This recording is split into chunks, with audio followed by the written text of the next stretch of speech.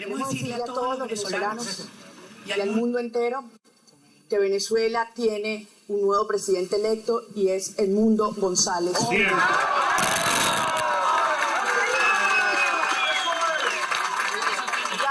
Ganamos y todo el mundo lo sabe. Todo el mundo lo sabe. Quiero que sepan que esto ha sido algo Veamos con realidad aumentada los resultados según la oposición y según el Consejo Nacional Electoral venezolano.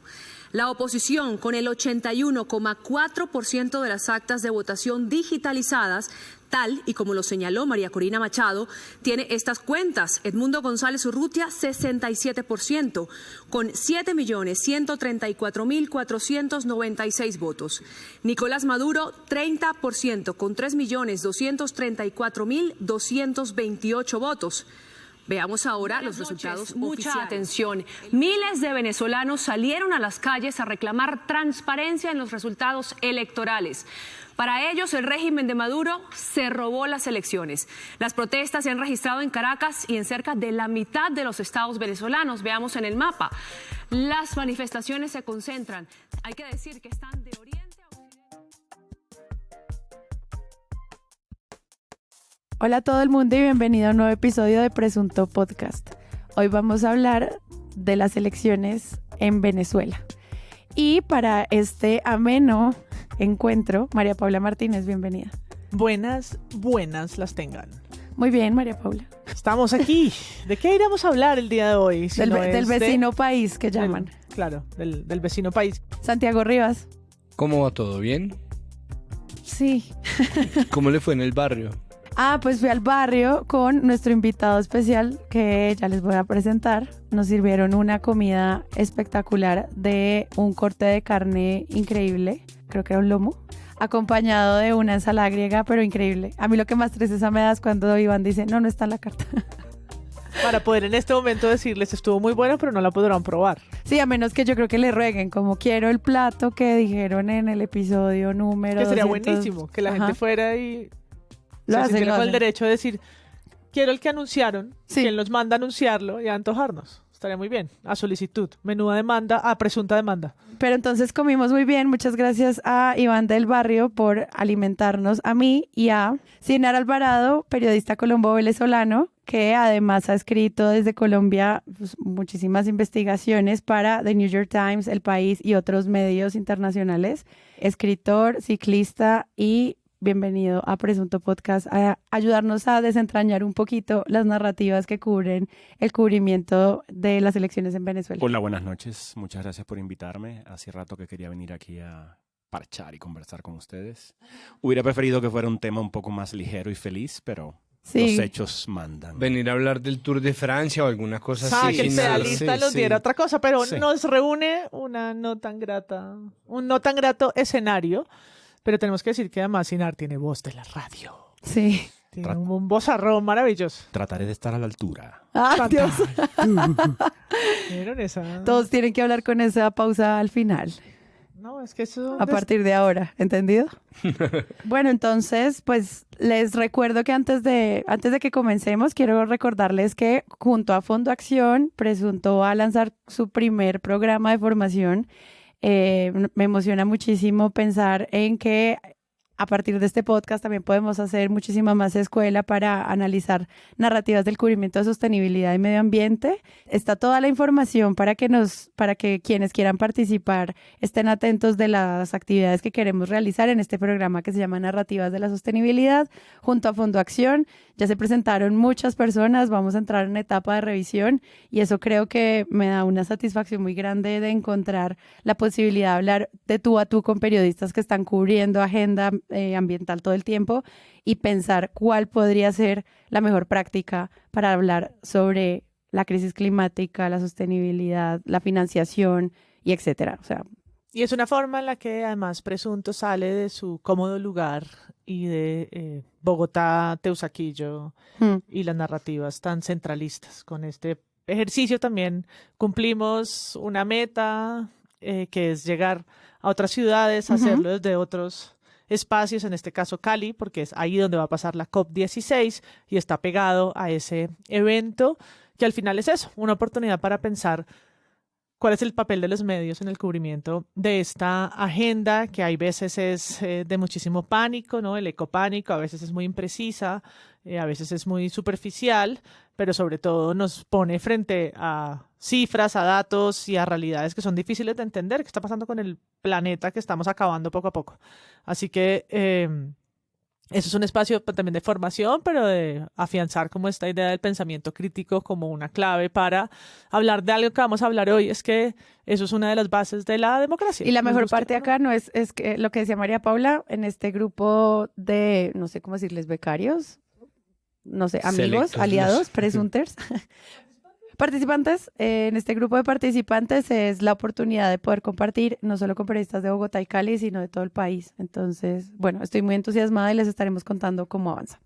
Este episodio lo estamos grabando a 2 días de las elecciones en Venezuela. Estamos grabando cuando la oposición y muchísimos otros ciudadanos venezolanos están en las calles de Caracas y en muchas otras ciudades del país en protestas contra los resultados electorales del Consejo Nacional Electoral, que el domingo declaró ganadora a Nicolás Maduro con un 51.2% de los votos frente a Edmundo González Urrutia. Y puedo decir ante el pueblo de Venezuela y ante el mundo: soy Nicolás Maduro Moro, presidente reelecto de la República Bolivariana de Venezuela, y voy a defender nuestra democracia, nuestra ley y a nuestro pueblo. No pudieron con las sanciones. Hay muchas historias que están ocurriendo alrededor de estas elecciones y quisiera que nos centráramos en varias de estas narrativas sobre cómo se construye esta historia y esta realidad para entender primero qué está pasando allá. Para empezar, entonces quisiera que ahondáramos un poquito en la elección. Hay un cubrimiento preelecciones en el que yo siento que hubo muchísimas entrevistas donde se hablaba de como una percepción de esperanza, de cambio, habían palabras de ese tipo en el cubrimiento antes de las elecciones. Y bueno, ya durante las elecciones y la incertidumbre y la falta de respuestas frente a saber cuál era el resultado. Hablemos un poquito del domingo. ¿Cómo lo viste tú, Sinar? Bueno, yo he estado muy pegado de las noticias desde semanas antes del evento electoral y desde que ocurrió la elección el domingo y hasta hoy, pues me ha costado mucho concentrarme en otras cosas porque es bastante grueso lo que está en juego, ¿no? Venezuela es un país que con el tiempo se ha vuelto muy, muy extraño, donde, por ejemplo, o sea, ha habido tan poca alternabilidad, nula alternabilidad en el Poder Ejecutivo, que, por ejemplo, ocurre una rareza que no ocurre en la inmensa mayoría de los países. No hay un solo expresidente vivo, por ejemplo, en Venezuela. No hay uno solo. Ha pasado tanto tiempo el chavismo en el poder que pues se murieron los expresidentes. Y desde que Hugo Chávez promovió la fulana reelección indefinida, pues amplió para sí y para su movimiento las posibilidades de permanecer en el poder. Entonces son periodos de 6 años que se pueden renovar infinitamente y son muy escasas y muy infrecuentes las oportunidades de intentar desplazar del poder a una gente que lleva demasiado tiempo ahí. Por lo tanto, las expectativas pues, son inmensas, ¿no? Todos estamos desde hace años esperando que llegue esta nueva oportunidad y varias cosas han cambiado y convirtieron a esta en una verdadera oportunidad porque por primera vez la diferencia, la ventaja electoral de la oposición versus el poder, versus Maduro, era muy, muy amplia. En promedio, todas las encuestas serias, reputadas y confiables en Venezuela les daban entre 20 y 30 puntos de ventaja a Edmundo González Urrutia. Mientras te escuchaba hace unos segundos, pensaba en que ya es tiempo de empezar a cambiar los términos y empezar a referirnos como oposición, si es que deciden elegir el camino democrático y político al chavismo, ¿no? Porque ya pues las actas electorales que ha mostrado la oposición demuestran que ellos perdieron, que son la nueva minoría y que ahora tendrán que empezar a acostumbrarse a una nueva realidad en la cual son la oposición política y el gobierno y el poder estará en manos de los que tradicionalmente durante muchos años se han identificado como la oposición, pero que muy pronto deberían ser gobierno. Me gusta que digas eso porque nosotros estamos grabando un martes, el episodio sale un viernes y yo creo que muchísimas cosas van a pasar en estos días mientras sale Presunto, pero en este momento estamos viviendo el tema de la petición de la publicación de las actas. en este momento, yo no sé el viernes cómo vamos a estar. Sí, en este Seguro momento estaré yo grabando paréntesis de actualización, pero en este instante pues estamos también en ese cubrimiento de qué está pasando con el sistema electoral y cómo funciona. Sí, en este momento pues sigue en deuda el primero que debió publicar esas actas, que es el Poder Electoral. El Poder Electoral declaró un ganador, no ha respaldado esa supuesta victoria con una sola acta de las millones. No Es como ganamos. No ha publicado una sola prueba que refrende, que pruebe que efectivamente Nicolás Maduro ganó.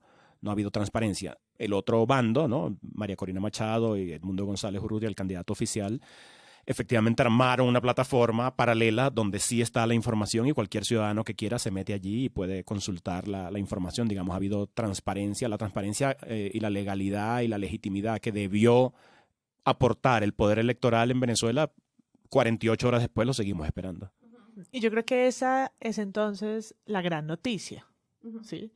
Y es una falla en el sistema tan grande, en un sistema democrático que ya el mundo ha señalado de ser débil, ¿no? De ser una democracia, pero una democracia que tambalea en la medida que el Consejo Nacional Electoral, los militares, la reelección, ¿no? Que es un poder ejecutivo que ¿no? La censura, ¿no? Que cada vez tiene menos tintes democráticos y que el termómetro de la democracia le sale bajito, pues en las elecciones y sin publicar las actas electorales y además con esta, ¿cómo se llama? Como que fue lo que hubo, como una suerte de apagón, ¿no? De apagón en la medida que no publicaron, ¿no? Como de corte de comunicaciones. Es como uno de los invitados de A Fondo decía, eso es como el manual de la dictadura 1.0 para dummies, ¿no? Como no avisar, cambiar el resultado y de un momento a otro que la tendencia que venía y que estaba siendo anunciada da una vuelta de 180 grados y de pronto los números son otros y hay una ventaja abrumadora, sin sustento, ¿no? Eso es como lo más antidemocrático que hay.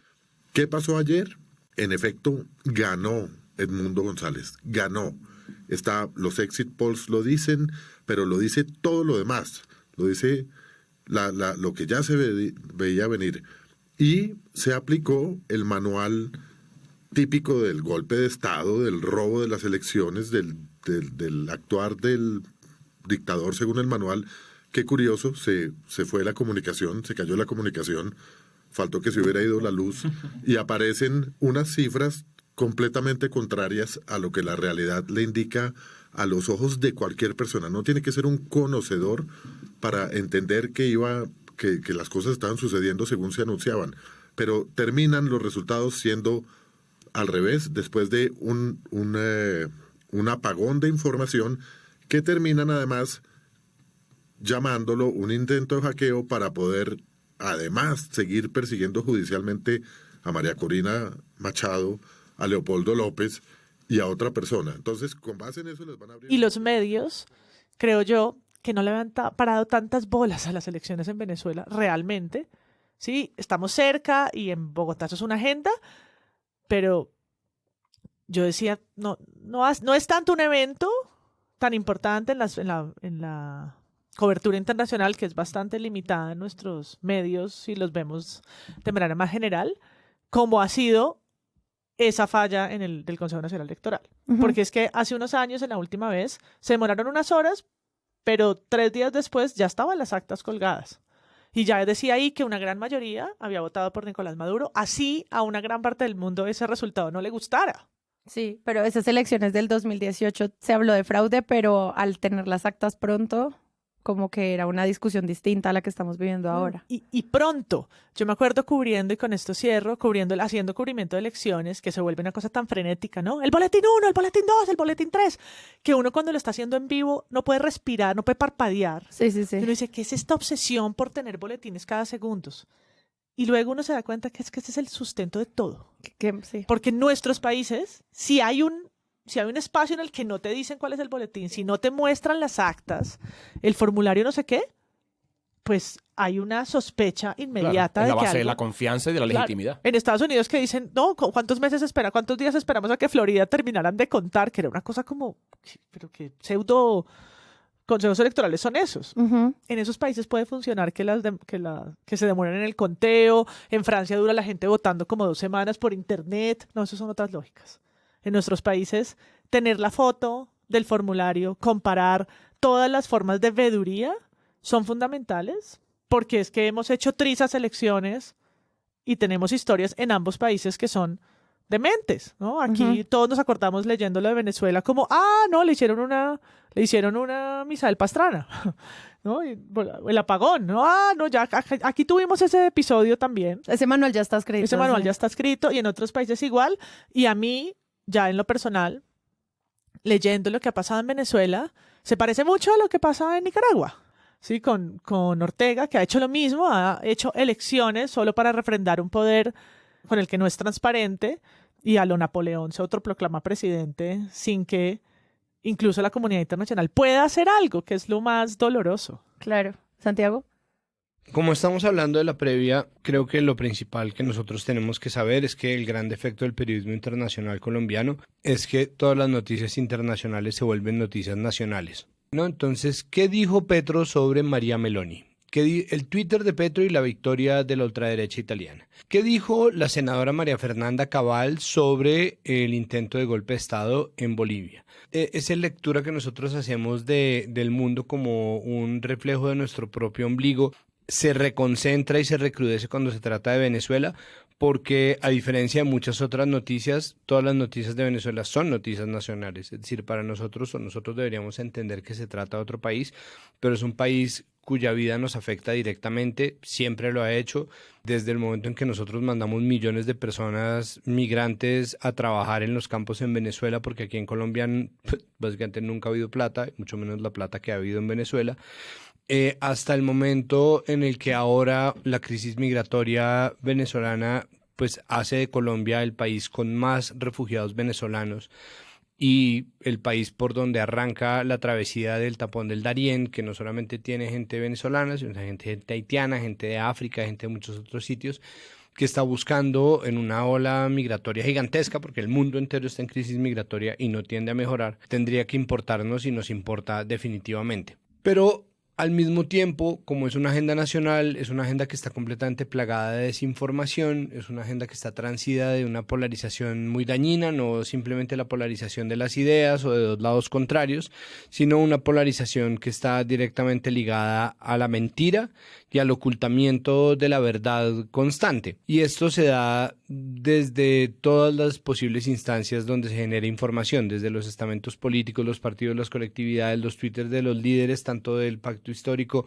como de la izquierda, como de los ex líderes de las FARC, al mismo tiempo que con los líderes de la derecha, extrema derecha, derecha cool, autodenominado centro, lo que sea, están constantemente profiriendo opiniones, haciendo comparaciones muy a la ligera, y una de esas pues se volvió además un tropo electoral, que es: nos vamos a volver Venezuela si elegimos a alguien de izquierda. Estoy acompañando a Petro desde su primera elección presidencial, y lo mismo a Mocus, que no siendo un tipo de izquierda, fue pintado como una persona de izquierda porque cualquier persona al lado del candidato uribista pues era un tipo de izquierda, ¿no? Sí. Entonces, en esa medida, lo que pasa en Venezuela nos toca a nosotros directamente, y eso ha generado lo que nosotros hablábamos con Sinar por fuera de micrófonos, que me gustaría tenerlo aquí en la mesa, que es la gigantesca desinformación que existe de un lado al otro y del otro lado a este lado, ¿no? Como nosotros no sabemos nada de Venezuela, no sabemos nada de Venezuela, y las noticias sobre Venezuela no son una previa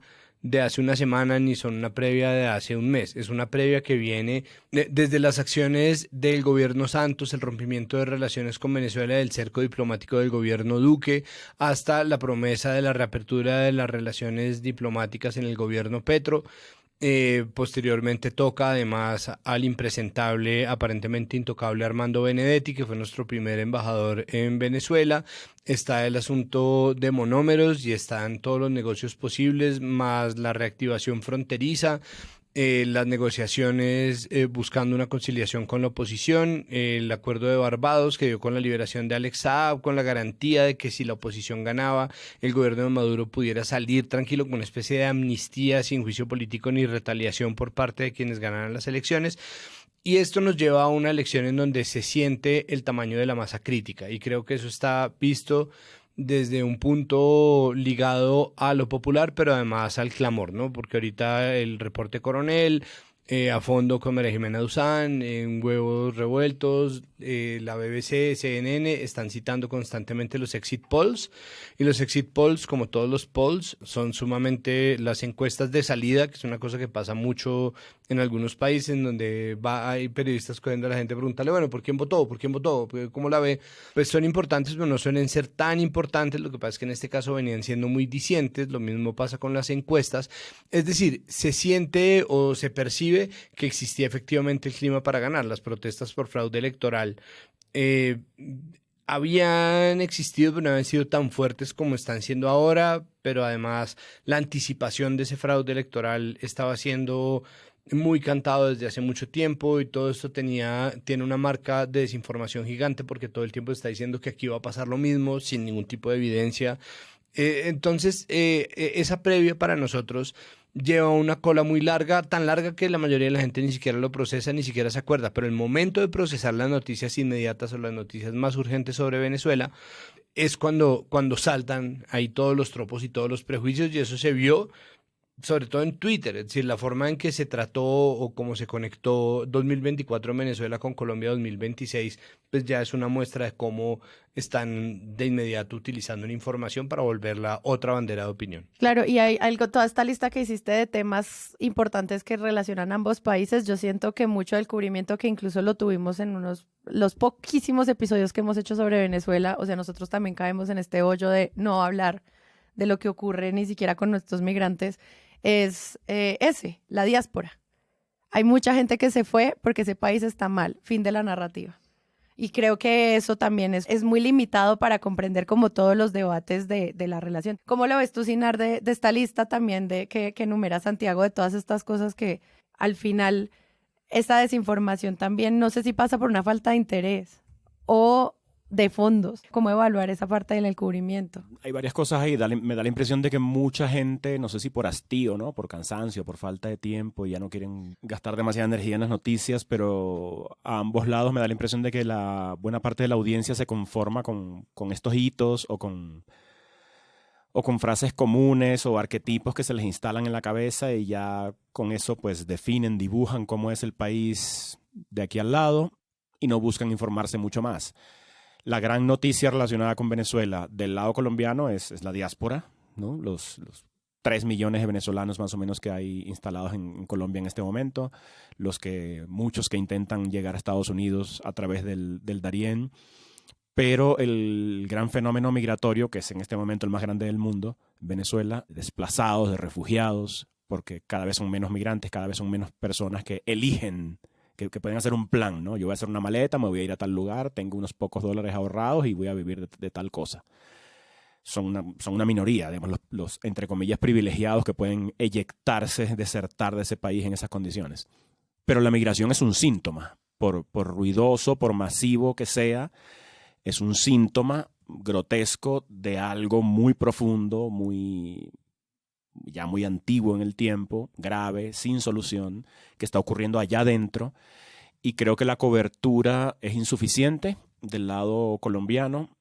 Está muy contaminada efectivamente por estas banderas políticas que usan la desgracia. O sea, buena parte de los líderes políticos en las redes sociales en estos días, en efecto, están usando esto de las posiciones de ciertos políticos en Colombia frente al lío de las elecciones en Venezuela, solo para meterle miedo a la gente y decir, bueno, mire, si este posible candidato presidencial o a lo que sea de izquierda o de centro izquierda para las elecciones futuras en Colombia en 2026 está expresando esta posición no lo suficientemente clara y condenatoria contra Maduro, ojo, Colombia efectivamente, como les venimos diciendo desde hace muchos años, se puede convertir en Venezuela. Pero resulta que el chavismo lleva 26 años casi en el poder, la izquierda ha mandado, y la izquierda, no cualquier izquierda, aliados muy cercanos de Chávez, gobernaron Brasil, gobernaron Ecuador, Argentina, Uruguay, Bolivia, y en un cuarto de siglo yo sigo esperando a ver cuál es el país que se va a convertir en Venezuela, y el cuento del lobo ya me tiene aburrido y no termina de llegar, ¿no? Y no va a ocurrir. Pero sigue siendo muy relevante en el cubrimiento. Sí, muy relevante, pero al menos en Colombia no fue decisivo en las elecciones porque finalmente Gustavo Petro ganó en un país muy resistente a una candidatura como la de él, de un tipo que efectivamente ha sido cercano al chavismo. Cuando Chávez visitó Bogotá por primera vez en 1994, hace 30 años, Gustavo Petro fue uno de los organizadores de esa visita y fue uno de los anfitriones. Y aparece por ahí en fotos antiguas de la época. Pero yo sigo echando en falta una cobertura que ponga mayor atención a las causas del problema dentro de Venezuela, porque todavía veo mucha ignorancia, mucha desinformación, en efecto, a ambos lados, desinformación mutua. Es increíble cómo en Colombia se sabe tan poco de Venezuela y viceversa, ¿no? Cómo se sabe tan poco y se ignora tanto en Venezuela sobre Colombia. Aquí yo me encuentro mucha gente en teoría informada que cree que la educación pública la inventó Chávez hace unos años. Y en Venezuela hay educación pública más o menos de 1870. Yo soy un privilegiado que recibió educación pública gratuita en Venezuela. El tipo de oportunidades que a muchos no le ha dado Colombia todavía. También he echado mucho de menos que los medios alternativos, que son unos cuantos en Colombia, no le estén ofreciendo una agenda más amplia a su audiencia y falte en esa apuesta, en esa oferta, entre otras, la información internacional. Pues básicamente estamos, quienes nos preocupamos por lo que está pasando en Venezuela y vivimos en Colombia, pues tenemos que conformarnos con la oferta de 3 o 4 medios, los de siempre, y la información internacional por alguna razón no hay una oferta, hay cositas por allí, pero no hay una verdadera oferta variada de los llamados medios alternativos, independientes o nativos digitales o como los llamemos, porque veo muy, muy circunscrita la agenda a conflicto y paz, migración aquí en Colombia, corrupción política colombiana y poco más. Pero habiendo tantos medios y colegas a ambos lados de la frontera, en Colombia y en Venezuela, que nos conocemos hace muchos años, que hemos trabajado juntos, que nos encontramos en el Festival Gabo y en tantos eventos y tenemos la posibilidad de tejer redes, porque eso no se traduce en verdaderas alianzas que le ofrezcan al público colombiano información sobre Venezuela de calidad que ojalá entere a la audiencia que necesita información de qué es lo que realmente está pasando de aquel lado. No estamos hablando de Pyongyang, no estamos hablando de Corea del Norte, que es como un baúl cerrado con 7 candados donde no se puede. No, hay muchos periodistas, hay voces, hay mucha censura dentro de Venezuela y en consecuencia más se necesita una cobertura plural que arroje luces sobre lo que ocurre en un país con el cual compartimos 2.219 kilómetros de frontera. A mí me parece que la razón por la cual existe esa desinformación es porque no solamente a la gente no le importa, sino que a la gente le sirve otra cosa. O sea, esa desinformación es útil para hacer las agendas políticas y lastimosamente todo lo que es relativo a Venezuela se volvió un palo que se blande como un garrote para pegarle, ¿no? Y creo que la forma más diciente de desinformación acerca de eso es, primero, el tratamiento, por supuesto, de la población migrante y segundo, Bolívar. O sea, es que el asunto es, nosotros estamos o somos tan olvidadizos que se nos olvida que hasta 1960, más o menos, 70, Bolívar era una figura de la derecha. Laureano Gómez era un bolivarista furibundo porque se le relacionaba, como fue efectivamente, primero con un tipo que trató de perpetuarse en el poder, pero además con la fundación o la creación del conservadurismo colombiano. Mientras que Santander, que muchas veces Chávez blandía como si fuera el ex Luthor de Bolívar, era Santander, es el papá de la institucionalidad y del constitucionalismo más progresista y más liberal colombiano, habiendo además muchos otros personajes, ¿no? Pero no, los cogieron de nuevo, un palo para blandir. Yo he oído en mi vida decir dos tonterías gigantes a Iván Cepeda, las únicas. Yo soy muy hincha de Iván Cepeda, el senador. Pero el tipo ha dicho 2 tonterías y las 2 tienen que ver con Venezuela. La primera es que cuando Duque implementó el Estatuto de Protección a Migrantes, que es casi lo único bueno que hizo ese bobo de Duque en la presidencia, salió a decir que eso era traerlos acá para votar por el uribismo en las elecciones de 2022, de ese nivel. Y la segunda fue acusar a las instituciones que bloquean procesos o proyectos de ley progresistas de ser santanderistas por ser excesivamente burocráticos. Es como, pero solamente el santanderismo hace que Petro se le ocurra todavía proponer una asamblea constituyente porque nosotros estamos pegados de eso. Nosotros somos como país hijos, afortunadamente, de ese santanderismo y no del bolivarianismo autoritario, ¿no? solamente esa pieza de desinformación, ese juego como si fueran unos superhéroes sin matices de Bolívar versus Santander, para mí marca las líneas de desinformación gigantes que atraviesan o que parten en dos el diálogo trunco que además ha tocado reparar muchas veces y muchas veces se ha vuelto a dañar entre Colombia y Venezuela. Esa limitación de entender la realidad como izquierda y derecha, cuando eso es lo que está causando que no podamos entender muchas de las decisiones que se están tomando al interior de Venezuela o incluso de las personas que están por fuera esperando una respuesta de su país. Es más complejo que eso.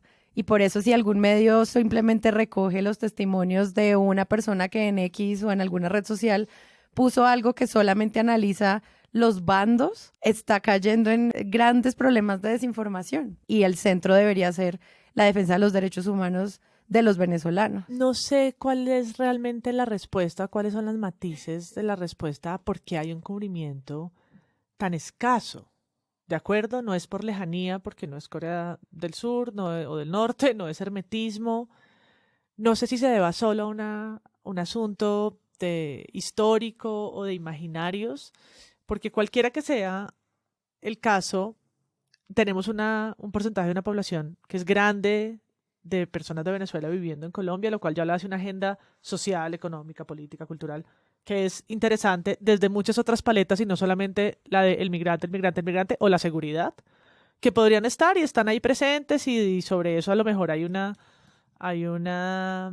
al revés, hay como una abundancia de historias, sobre todo, no sé, por ejemplo, del Tren de Aragua. Eso es como una noticia reiterativa y nunca van a ahorrar palabras para decir que el Tren de Aragua tiene su origen en Venezuela, o sea, jamás así, ¿no? Sea lo que sea la noticia, van a volver a decir que esto es un problema que tiene un origen y que es una red de criminalidad que tiene unos puntos, ¿no?, de conexión con la violencia y el orden público en Venezuela. Pero sobre lo otro, incluso cuando ya la migración es un fenómeno que lleva tantos años, no se puede seguir cubriendo como si solo se tratara de pasar la frontera. ¿Sí? Cuando las personas que se han asentado, la economía, las economías que llegan con la migración, no, hay tanto más que decir cuando ya no es una novedad. Hace unos años, ok, ¿no? Quedémonos en el asunto de las familias, de la binacionalidad, del no retorno, de lo que eso significa lo que significó para departamentos como La Guajira, como Santander, pero ya, ¿no? Ya estamos en otro momento.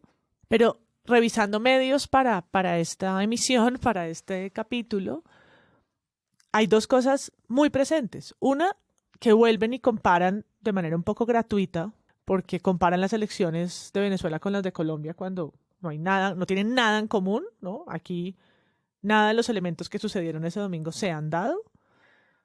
No yo dije ahorita que teníamos un capítulo, pero me estaba refiriendo a 1970, no a Gustavo Petro, ¿sí? O sea, no tiene nada que ver la elección de Gustavo Petro con lo que acaba de pasar con Nicolás Maduro, por más de que quieran ponerlos un paralelo, sacar una portada de la revista Semana Mañana con los dos. Esto es gratuito, no hay razón periodística, estadística para esto.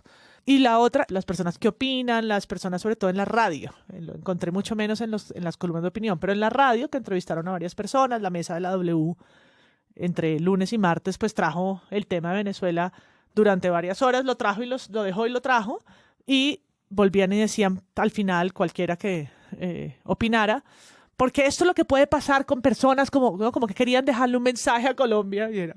Pero ese no es el tema, ¿no? Porque esa constante... Es lo que decía Sinar de esto, no nos han probado en 25 años cuál de todos los países se va a convertir en Venezuela a pesar de todos los presidentes de izquierda que ha tenido la región. Sí, es como, pero otra vez, nosotros que decimos acá que adolecemos de agendas Petro, pues dejémoslo por fuera de esta porque la noticia que no se hubiera pronunciado rápidamente me parece que es relevante, porque ya la habían hecho otros mandatarios y eso sí me parece que es de un interés periodístico, hacer seguimiento a su cuenta de X o al canal que desee como mandatario usar para esto, si es que terminó siendo la Cancillería, ¿no? La Cancillería en su nombre que hace un statement en un reel, ¿no? Me parece que es de interés periodístico hacer el seguimiento y anotar que está tomándole más tiempo al rey del Twitter que lo haga pronto. Pero que todas las personas que entrevisten quieran, a propósito de nada, hacer una constante comparación, me pareció como un común denominador del que no tengo de nuevo la explicación. Es ¿para qué es que constantemente hacemos eso? Para seguir construyendo un imaginario de la dictadura y de cómo se van a acabar las sustituciones con Petro. Y lo otro era que cuando hablamos de elecciones, incluso cuando es Estados Unidos, por ejemplo, hay un ejercicio periodístico minucioso para entender ese sistema electoral, que es rarísimo, ¿no? Y haciendo como el paso por canales, yo decía, ¿por qué no tenemos eso mismo en Venezuela? Yo no termino de entender su sistema electoral del todo, o este tipo de visualidades, de ejercicios que tienen todo que ver con lo que una sala de redacción decide gastar como los recursos que tiene para hacer esto, aprendiendo cultura política electoral de otro país a fuerza. Como que hay algo de afán pedagógico que con de Venezuela entender no. de tragarse esto y decir es que acá nombran algunos departamentos, los periodistas no son expertos en cuáles son los fronterizos, los kilómetros, las lógicas históricas, como díganme, ese departamento siempre ha votado, ¿cuál departamento se volteó, por ejemplo? ¿Cuál volteó la tendencia? Si es que existe. Todo el país. Todo el país, ¿en dónde más? ¿En dónde menos?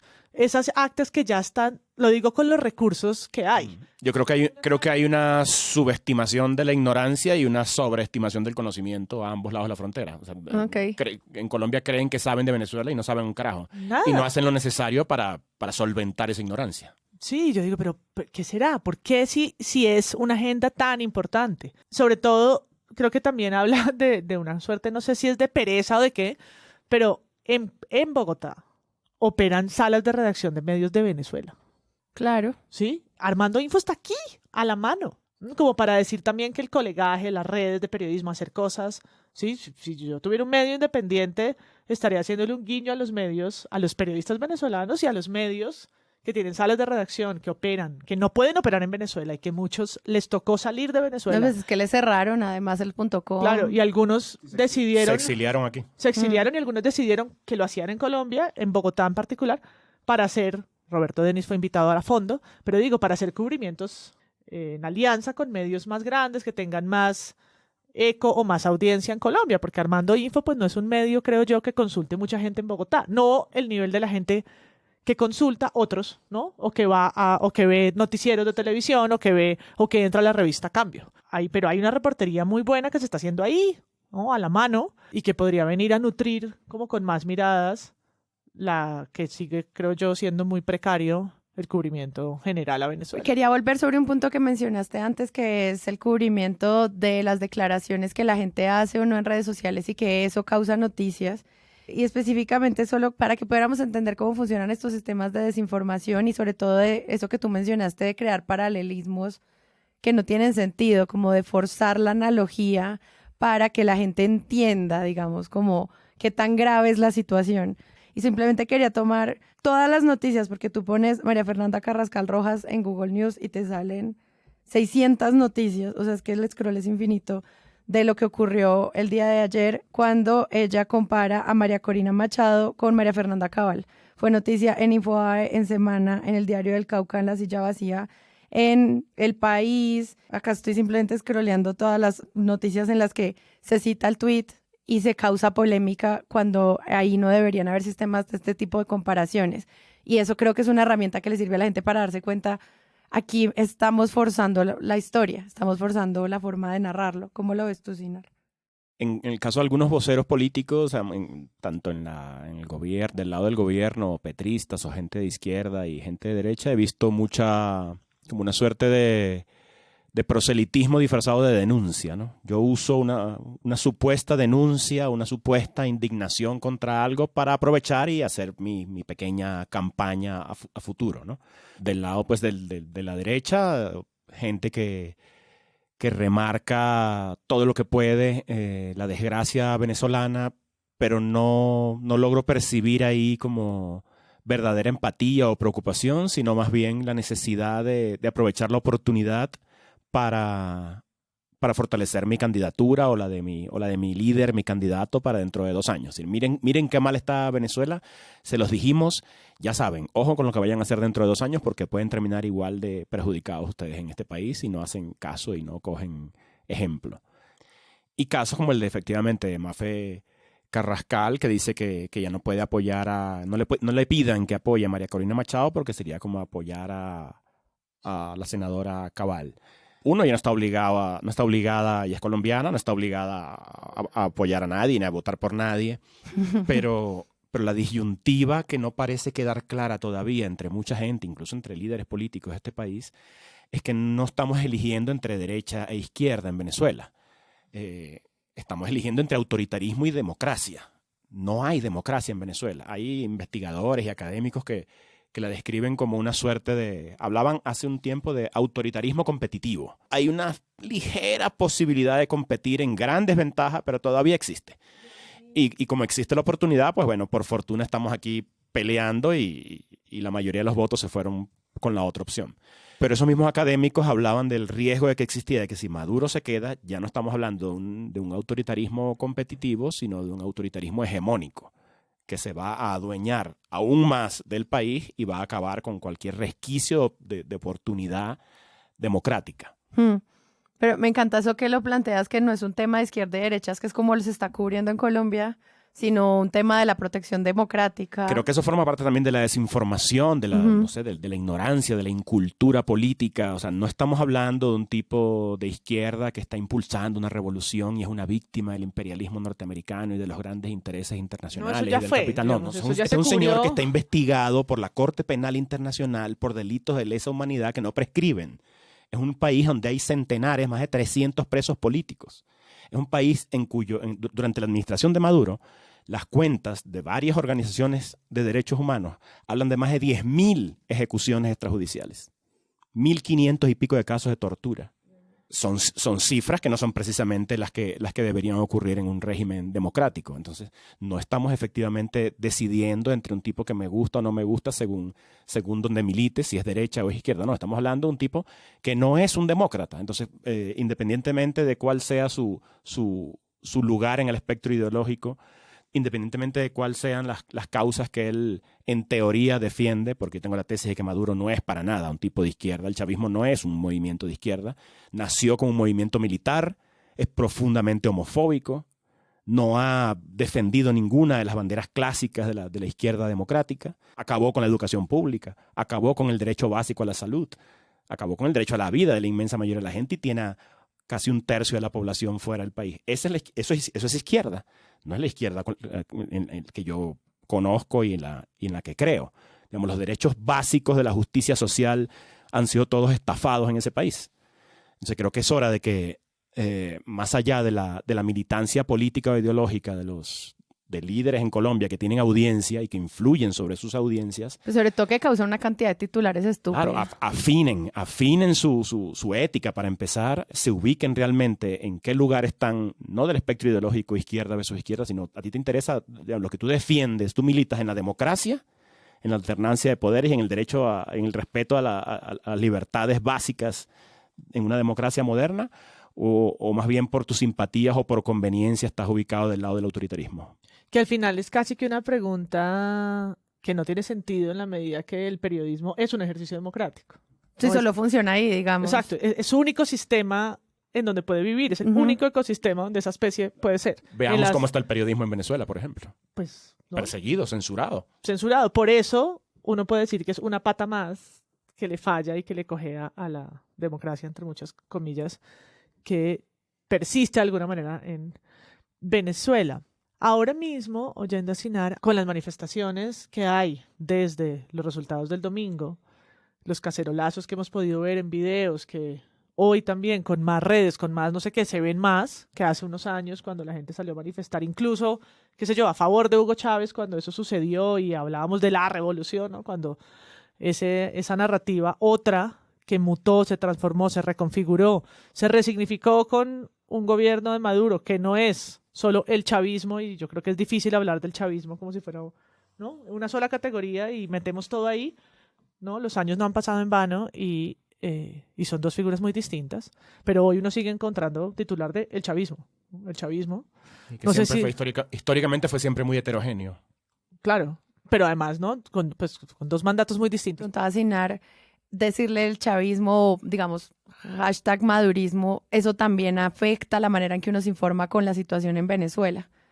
Porque cuando tú ves que dicen grupos de chavistas están marchando en contra de Maduro, entonces tienes que volver a leer el párrafo y tratar de entender cómo es que funcionan también esos sistemas de oposición de un chavismo y un madurismo, o sea, como que esas palabras también afectan cómo uno entiende el fenómeno en las calles. En este momento, seguramente mientras hablamos esta cifra, o mientras ustedes escuchan este episodio, esa cifra es aún más alta. Pero ya Caracol publicaba el lunes 25 estudiantes desaparecidos, 44 heridos y 3 muertos en manifestaciones en Venezuela. Sí, ya las organizaciones de derechos humanos están hablando de una docena de muertos, de 177, que fue el último número que vi, de detenciones arbitrarias. Y conociendo a ese régimen, pues no me sorprenderá que tristemente en las próximas horas esos números crezcan. ¿Y dónde están ahí los medios que pueden estar contando lo que está pasando y haciendo el eco internacional, que yo sé que puede ser un ejercicio un poco frustrante porque nada pasa, pero es labor del periodismo señalarlo y remarcarlo una y otra vez, buscando ser un actor más en esa búsqueda de la justicia? No puede callarlo, no puede no decirlo, ¿no? Entonces, medios colombianos, dices tú. Todos, sí, todos los medios tienen que concentrarse suerte de afiche de All Eyes in Venezuela. Yo creo que el periodismo tiene que responder a eso, o sea, voltea a tu sala de redacción, más allá de los imaginarios, concéntrate en pensar cómo estamos cubriendo, qué vamos a decir sobre esto, no qué vamos a decir más profundo, izquierda, derecha, vamos a quedar en cabal con María Corina Machado, mientras a la gente la están matando, mientras no han salido las actas, ¿sí? Como información pública, ¿cuál va a ser el papel que va a jugar? Algunos medios le podrán apostar más porque tienen el músculo y los recursos y la agenda les permite hacer eso. Otros le podrán apostar menos, pero es que yo sí creo que en una noticia de 1 minuto y medio, en un noticiero, se puede hacer un mejor trabajo en 1 minuto y medio. Si se enuncia desde un lugar que un poco dignifique lo que está pasando tan difícil en ese país, que lo hemos dicho acá en otras agendas internacionales, y es sí que dignifique un momento de crisis en el que se están además haciendo una violación de derechos humanos y hay pruebas de ello. Si la gente se está manifestando, está saliendo detenida, herida o muerta, pues es que no hay que preguntárselo, ¿no? Si es que se justifica, no se justifica, no hay necesidad de hacer esto. Creo que el periodismo venezolano lleva muchos años haciendo lo que le toca en medio de enormes dificultades. Es gente que en Venezuela, para bien, no ha tenido la tradición colombiana y mexicana ahora de asesinar periodistas por decenas, pero sí durante muchos años con Chávez y Maduro pues ha recurrido a otras estrategias, ¿no? No te matan, pero sí se recurre pues al acoso judicial, a la persecución, te prohíben salir del país. El bloqueo de las páginas. Sí, mucha censura, ¿no? Tecnológica, crisis del papel, o sencillamente compraron medios. Los medios incómodos que no lograban doblegar, pues tenían dinero suficiente, que viene de la corrupción del dinero público, y compraban periódicos completos, compraban canales de televisión y adiós a esta voz crítica o independiente. Entonces creo que el periodismo venezolano, en medio de enormes dificultades, hasta hoy pues sigue informando como puede, hace alianzas, crea nuevas redes sociales y le eliminan unas, busca un VPN, algún tipo de alternativa tecnológica que le permita burlar la censura y seguir entregando información a su audiencia.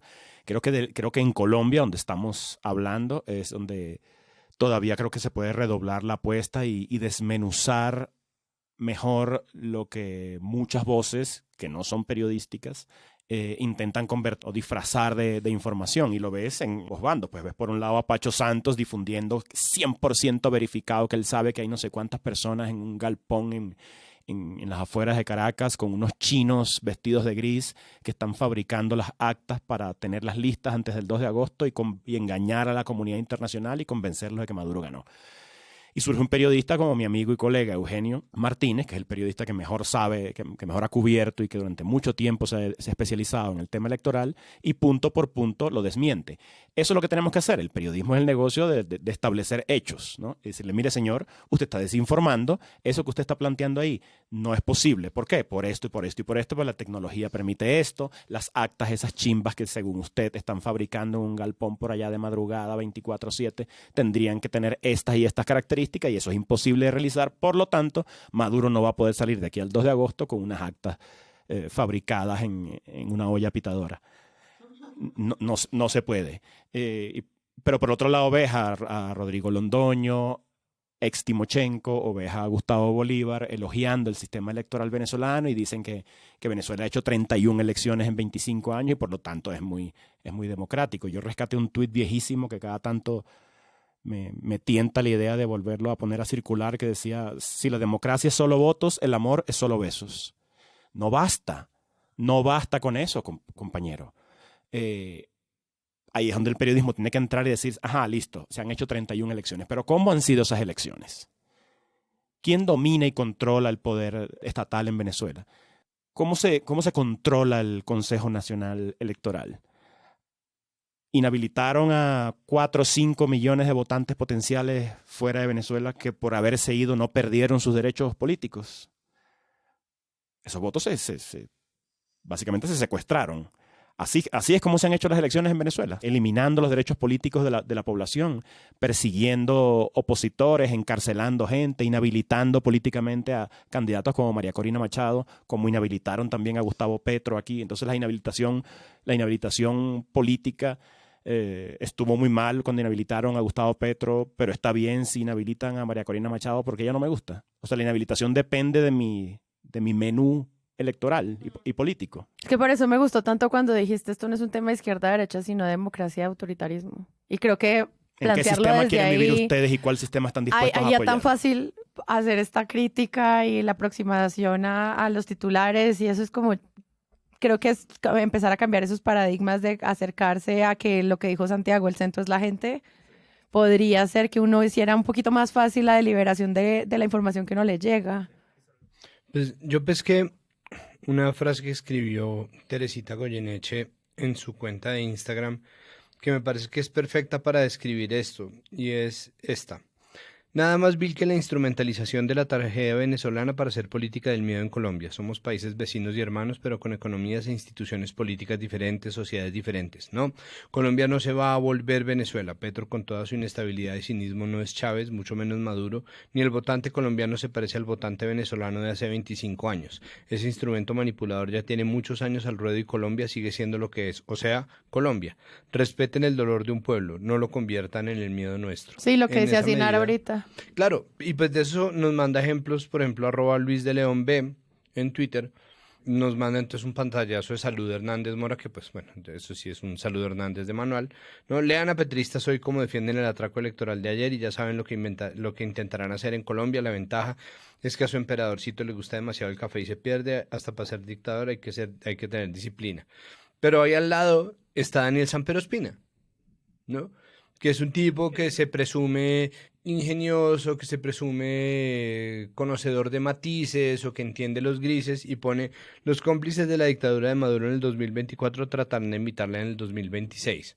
Y finalmente a Vicky Dávila, pues que es la reina de la responsabilidad, que pone: Maduro se robó las elecciones en Venezuela, el silencio de Petro y su canciller es premeditado y debe encender una alarma entre los colombianos. Aquí Petro va a querer hacer lo mismo, por eso hay que actuar ya y defender nuestra democracia. Y a mí me parece que eso es un problema por muchas razones. Lo primero es porque nosotros, y no solamente digo nosotros como gente en Twitter, que todos somos expertos ocasionales de todo, sino los periodistas, ¿no? Que estamos constantemente abocados ahí sí a unas experticias en mesas de análisis, haciendo emisiones de 1 hora por YouTube o escribiendo artículos editoriales, o en el caso de Vicky, las confidenciales menos confidenciales de Confidencialandia, y haciendo todo tipo de contenido, ¿no? Para hablar de los temas que impactan al planeta. No podemos desconocer los muchísimos matices que existen en medio de toda esta guerra de declaraciones o no. Y uno de esos problemas es que hay periodistas que desde el gobierno Duque están jugados por un golpe de Estado orquestado desde Estados Unidos en Venezuela. Y como bien lo decía José Guarnizo en Twitter, pues es muy fácil estar desde un escritorio apoyando a Maduro. También es muy fácil estar asusando la movilización social cuando les conviene, ¿no? Y descubrir que de repente tumbar estatuas no es vandalismo. Y de repente descubrir que la movilización social no es un poco de revoltosos y vagos drogadictos o los indígenas, ¿no? Sino que se trata de gente que está haciendo reivindicaciones, y por eso me parece que la clave está en poner el foco en la gente, ¿no? Porque me parece que hay 2, 3 y hasta 4 posiciones que están completamente dislocadas porque están mirando lo que no es, y es tratar de ver la noticia política como una noticia de entretenimiento y por lo tanto ver la manifestación social como si fuera una especie de coliseo romano en donde la gente va a batirse contra una fuerza que a uno le parece que es buena o mala según el documental que esté viendo, según el país en donde lo esté mirando, y en esa medida pues están obviamente la irresponsabilidad de Vicky Dávila llamando a yo no sé exactamente qué tipo de reacción en una Caracas, en una Venezuela que ella ni siquiera está habitando, en donde ella no vive, donde ella no es censurada, donde ella no tiene que enfrentarse a un solo policía desde el escritorio de un medio, solamente para azuzar también un fuego aquí al interior de Colombia que solamente va a producir más violencia, que muy responsablemente está blandiendo como una bandera, y me parece que eso es un problema y tiene que ser considerado como un problema real. Pero nosotros tenemos también a mucho Roger Waters de escritorio, ¿no? Diciendo que a Maduro lo quieren tumbar. Y no es que nosotros no sepamos, o sea, no es que nosotros no sepamos, porque cuando Petro empezó su gobierno, todo el mundo era experto en monómeros, todo el mundo era experto en PDVSA, todo el mundo se sabía la biografía de Alex Saab, todo el mundo tenía el expediente de Piedad Córdoba a la mano. Entonces sí se puede tener información completa, sí se puede tener un expediente bien nutrido, y esto también es una cuestión de memoria, ¿no? Memoria porque nosotros estamos viendo primero un ascenso del autoritarismo que está agazapado detrás de la democracia, pero en donde además se está llamando fraude electoral a derrotas del oficialismo, cuando está claro, y eso sí que está documentado, que solamente el oficialismo, es decir, solamente quien ostenta poder en un país, puede hacer fraude electoral, porque las instituciones electorales hacen parte del Estado. No hay manera de que exista una oposición que haga exactamente eso. Y la interferencia electoral es viejísima y pasa en todos lados. Pasa en Colombia, que no tiene una democracia completa, a pesar del preconteo, a pesar de las cosas que se quieran, porque nosotros sí cooptamos el voto. Y de hecho, si Colombia es una democracia que no es completamente democrática, en gran parte es culpa del periodismo. Y muchos de los medios de comunicación que están participando de este circo romano ridículo y de este coliseo en donde están azuzando o jugando con gente, no a ver quién, váyale, vea, protesten, levantaos, oh gloria del bravo pueblo. Estos hijueputas sentados en salas de redacción azuzando a gente o botando gente, encendiendo fuegos que ni siquiera están encendiendo allá, porque mucha gente no tiene ni idea de lo que Vicky Dávila está diciendo parados frente a la sede del CNE en Caracas. Pero aquí sí, porque están jugando exactamente ese juego. Eso es muy irresponsable y es un problema. Y es un problema además no mirar por qué la gente decide votar por un cambio a lo que ha sido un oficialismo de 25 años. No entender que un sistema va a buscar necesariamente contradictores cuando siente que algo o que alguien en el gobierno no funcionó. Es negarse a mirar la forma en que funciona la alternancia democrática o la importancia de esa alternancia. Eso es pura desinformación que viene de la memoria. Trump, en Estados Unidos, Trump alegó fraude electoral en su contra cuando él era el gobierno. Eso es uno de los síntomas del fascismo más claros. Y eso lo ha hecho Bukele, que básicamente rompió las reglas de su propia constitución para hacerse reelegir. Los mandatarios como Evo Morales, que también trocó su propia constitución, o como Álvaro Uribe, que cuando quiso hacerlo por una tercera vez, afortunadamente recibió un tate quieto de la Corte Constitucional, prueba de paso de que no somos Venezuela, ¿no? Y que no nos vamos a convertir en Venezuela. Es que nosotros, teniendo un espejo tan claro como lo fueron Chávez y Uribe en su momento, no tuvimos una transición hacia el autoritarismo de esa manera. Y esos autoritarismos todos se parecen en que son autoritarismos. Y quienes sufren finalmente son las personas.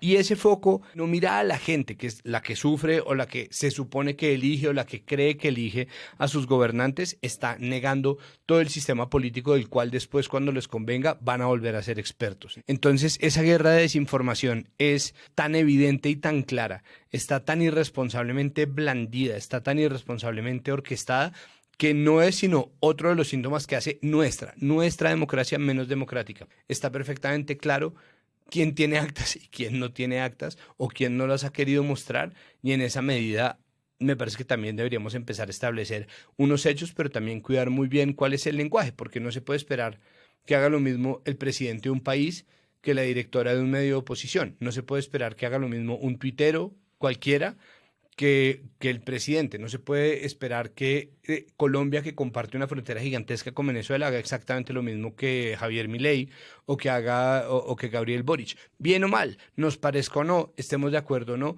las medidas y las mediciones de eso están ya en el manual de instrucciones del gobierno que cubrimos como periodistas. Ahí hay un tema de los que estás tratando que es ya como para ir cerrando el tema de la transparencia, que es lo que se está pidiendo, que creo que está en dos niveles. Uno, cómo hacer el cubrimiento del tema de las actas y la transparencia, y entonces ahora ya hay una montaña de teorías de conspiración. Y dos, siento que también hay un cubrimiento amplio a qué va a hacer la comunidad internacional cuando antes no se ha hecho algo con este régimen. Lo que queda es lo que se puede hacer desde fuera. El largo historial de abusos y sin embargo de supervivencia política del chavismo nos ha vuelto a tantos dentro y fuera de Venezuela escépticos, ¿no? Escépticos, incrédulos. Cuando veíamos a Chávez o a Maduro colgando de un hilo en el peor momento, decíamos, ahora sí se cayó, se acabó esto. Y no, de algún modo lograban resucitar. Pero este escenario efectivamente es inédito por varios elementos. El principal es que la oposición es mayoritariamente superior, ¿no? Electoralmente. Hay mucha más gente que ya adversa a Nicolás Maduro y es gente que votó concienzudamente, repetidamente durante este cuarto de siglo por el chavismo y por los candidatos de Hugo Chávez y de Nicolás Maduro, y hoy en día hartos pues votaron por la oposición. No hay manera de que Edmundo González Urrutia acumule 8 millones de votos sin que ahí estén incluidos millones de ex chavistas desencantados. Claro. Entonces hay una mayoría electoral clara, hay un hartazgo, y creo que incluso haría falta en el caso de Colombia específicamente una buena dosis de pragmatismo. No les pido ni siquiera que a los colombianos en general y al gobierno, a los empresarios, que le paren bolas a Venezuela y la conviertan en una prioridad solo por altruismo democrático, por empatía. No, incluso por tu propia conveniencia. Venezuela fue durante muchísimos años uno de los dos principales socios comerciales de este país, y el hecho de que tú tengas a tu vecino, tu gran socio comercial, arruinado, no te conviene en absoluto. En la medida en que se restablezca la democracia en Venezuela y se empiece a reconstruir ese país, Venezuela va a necesitar muchas cosas que Colombia puede aportar. Es decir, es una gran oportunidad comercial, pero fabulosa.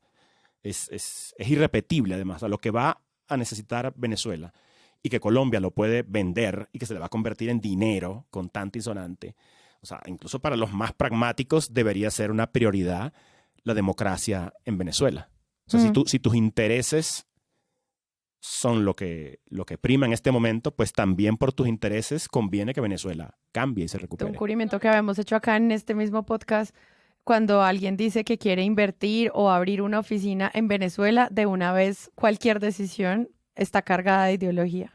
Claro, porque sobre todo depende de la confianza y de dónde vas a poner tu dinero, o dónde vas a llevar a tu familia o a tus trabajadores. Venezuela con Maduro no es definitivamente un escenario propicio donde yo o cualquiera con dos dedos de frente arriesgaría su capital y su trabajo y su vida, ¿no?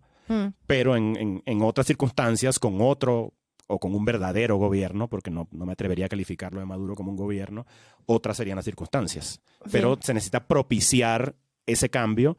Muchos tenemos ahí responsabilidades y sin duda el periodismo es uno de los primeros. Claro.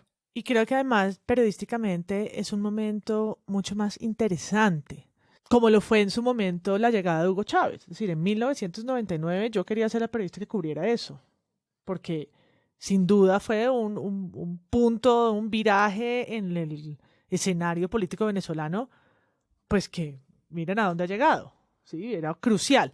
Unos años después del chavismo, pues no era tan interesante porque era un poco lo mismo. Y se sabía, y se iba a reelegir Chávez. Y entonces creo que como sección de noticias era pues otra vez. No era más de lo mismo.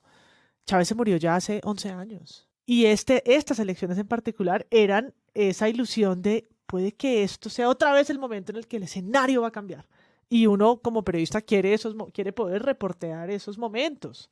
No los momentos donde todo es lo mismo igual y hay un destino, sino donde hay una sorpresa porque una ciudadanía se moviliza, porque la gente cambia, porque los que hace en 1999 llevaron a Chávez a ganar esas históricas elecciones, hoy han cambiado su voto completamente.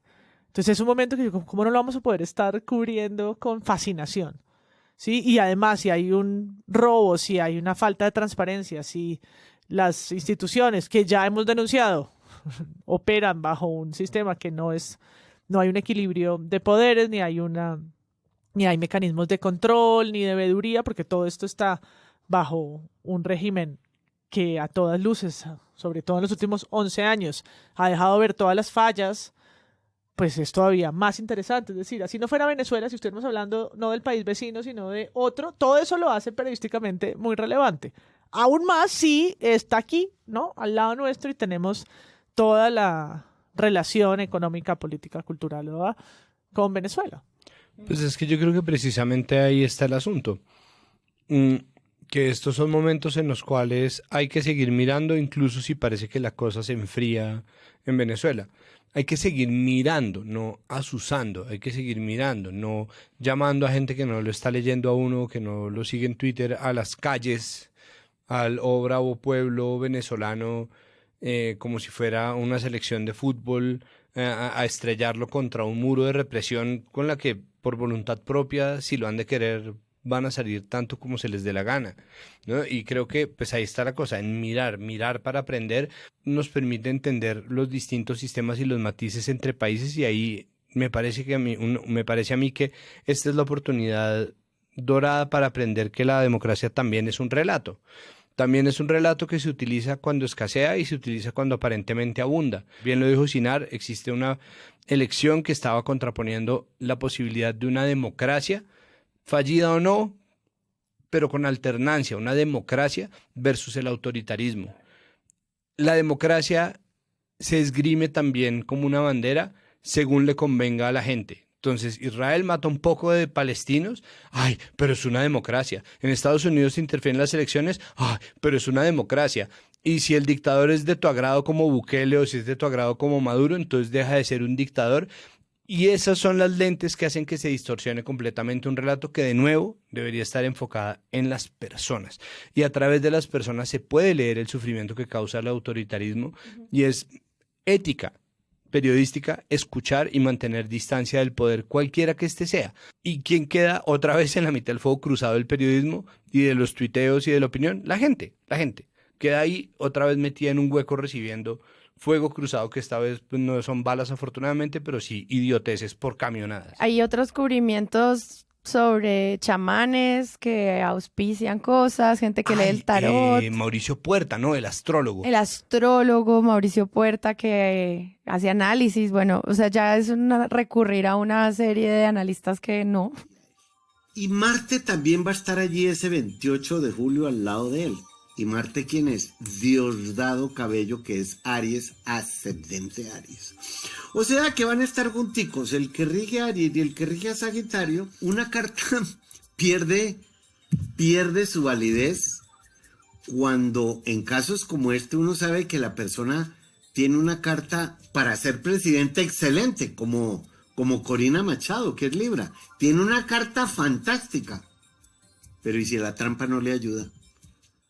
Pero creo que de aquí a lo que ocurra a finales de la semana, cuando estemos escuchando este episodio, las preguntas tienen que ser sobre, bueno, al final, como de qué forma los periodistas colombianos, si eso nos interesa, vamos a poder dar herramientas para garantizar que aquello que está callado en Venezuela se pueda expandir, apoyar a estos equipos y redes y networks de noticias que hay en Venezuela, que están trabajando muy duro y muy fuerte, que también vinieron a Colombia, se llevaron un montón de premios, están nominados por hacer un trabajo impresionante, y cómo poder también apoyar ese proceso de creación de historias desde Venezuela. Y finalmente, pues nosotros, como hemos dicho acá, sacar esto del centro de nuestra agenda política y darnos cuenta que a cualquier cosa que ocurra en Venezuela afecta las cosas que ocurran en Colombia, más allá de si vienen o no muchos migrantes. Es un poco más complejo que eso. Muchas gracias, Sinar, por este primer acercamiento, porque creo que vendrán muchos más episodios para que podamos como desentrañar un poquito qué va a pasar con esta situación, y que algo que me preocupa, y es esto que se anuncia en muchos titulares del baño de sangre, que fue una expresión que usó directamente Maduro, realmente se lleve a cabo, y eso creo que es algo que espero no esté más en los medios, pero pues como tú dices, no se sabe. Sí, creo que en este momento las Probabilidades, espero no volverme a equivocar, porque me he equivocado bastante con el chavismo y con Maduro en mis presagios, pero creo que hay elementos de valor objetivos ahora que ubican las probabilidades a favor de un cambio, ¿no? y de la democracia, y en contra de Maduro y compañía. Pero en todo caso, gane quien gane o quien logre imponerse en este pulso que está ocurriendo en este instante, si ocurre lo peor, que es que Maduro continúe, pues esta espuma de interés internacional y de todo este poco de corresponsales que están en Caracas, a muchos no los dejaron entrar, pero muchos sí pudieron, por otro lado, ingresar al país. A muchos lo sacaron, ¿no? Sí, va a bajar ese interés, va a desaparecer la noticia del posible cambio y Venezuela va a entrar en una nueva fase de oscuridad y de mucha desatención de parte de políticos internacionales y de periodistas y de medios que no van a estar allá para contar lo que va a seguir ocurriendo y que va a empeorar. Pero por otro lado, si hay un cambio y Maduro es desplazado y llega un nuevo gobierno, creo que va a haber más interés por Venezuela como relato internacional porque vendrán muchos cambios, van a ocurrir muchas cosas que valdrá la pena contar, que serán muy interesantes y estimulantes, pero también será necesario establecer un registro y una memoria de lo que ha ocurrido durante 25 años, porque no nos hemos enterado, o sea, no estamos viendo ni el 1% de la punta del iceberg.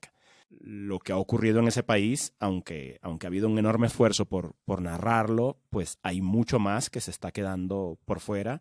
Para que aprendamos la lección y en la medida de lo posible no volvamos a cometer el mismo error, necesariamente tendremos que contar con gran nivel de detalle qué fue lo que ocurrió, cuáles fueron los abusos, quiénes fueron las víctimas, quiénes fueron los perpetradores y establecer de forma muy clara y abundante y convincente una gran cobertura de los años oscuros del autoritarismo y dejar eso para el futuro, para el porvenir.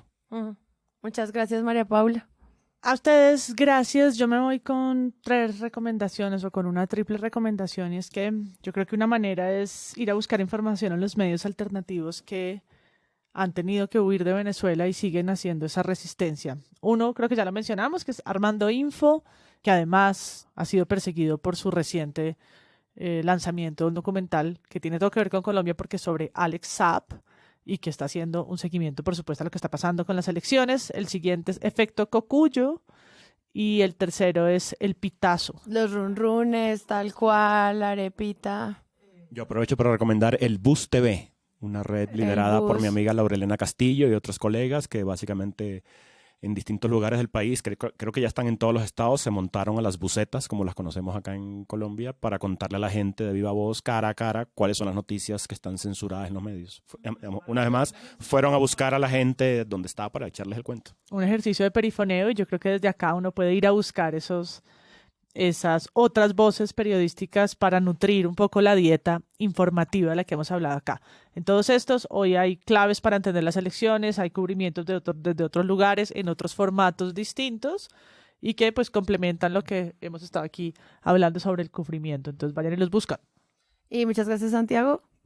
Muchas gracias. Yo simplemente quisiera recomendar que le peguen una leída larga y acuciosa al Twitter de Catalina Lobo Guerrero, que empezó hablando desde su experiencia y con cierta distancia muy interesante acerca del cubrimiento internacional en este tipo de jornadas electorales y lo que eso implica, y poco a poco se fue volviendo desde el domingo un seguimiento de las cosas que se iban diciendo desde el Carter Center. Me parece que fue una de las cuentas más útiles para documentar y para tener como los muchos matices ahí. Creo que aquí el asunto está precisamente en eso, en la memoria, en la capacidad de observar matices reales, de sopesar y de hablar sobre lo que está pasando y no exactamente sobre lo que se quiere ver, y todos somos susceptibles de caer en eso porque obviamente vivimos en un mundo que está subyugado a la opinión, y en ese sentido pues hay que ser más vigilantes porque hay responsabilidades que son mayores que otras, sobre todo cuando se trata de una conversación pública tan ajetreada, tan complicada y de un tema pues tan largo y tan profundo como el asunto Venezuela y, querámoslo o no, Colombia-Venezuela. Y yo soy Sara Trejos. A ustedes muchas gracias por escuchar.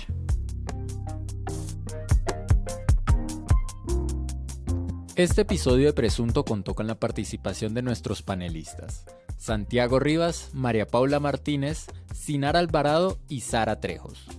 La postproducción es de Rodrigo Rodríguez, yo, y Sara Trejos. El collage para este episodio fue creado por Santiago Rivas. La marca fue creada por Dulce Studio. Presunto es un proyecto de Sillón Studios, producción Paula Villán, estrategia de marketing Laura Oviedo.